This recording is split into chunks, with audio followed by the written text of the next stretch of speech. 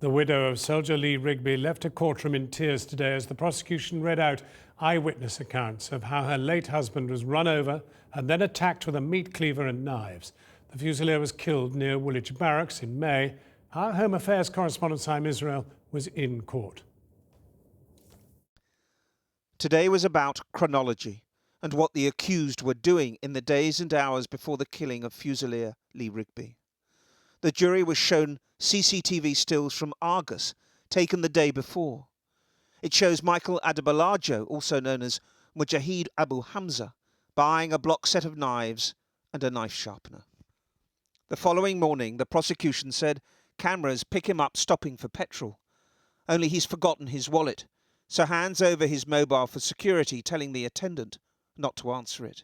He then returns with the money and a smile.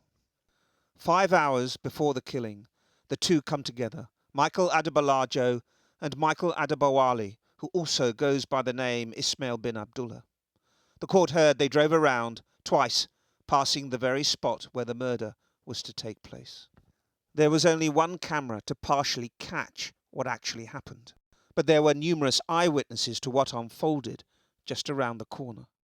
The court heard one describe seeing two men using a meat cleaver and a kitchen knife on the victim, who lay crumpled up like a fetus on the pavement.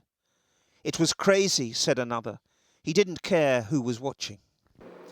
In a statement read out in court, eyewitness Shirley Armstrong described one of the attackers as looking like someone who'd escaped from a mental hospital. The other, she said, Michael Adebolajo, stared at her. His expression was blank and pure evil, she said. His eyes were bulging, she added. Her friend, James Hennigan, went into the witness box. He described it as the most traumatic thing he'd ever witnessed. Mr. Adebolajo's counsel then said his client wanted him to know there was nothing he could have done. The witness broke down, sobbed, and whispered yes. Today's evidence was graphic on the details of just how drummer Lee Rigby was murdered. It also meant another testing day in court for the soldier's mother, stepfather and family. The two accused plead not guilty to murdering her son and not guilty to conspiring to murder a police officer.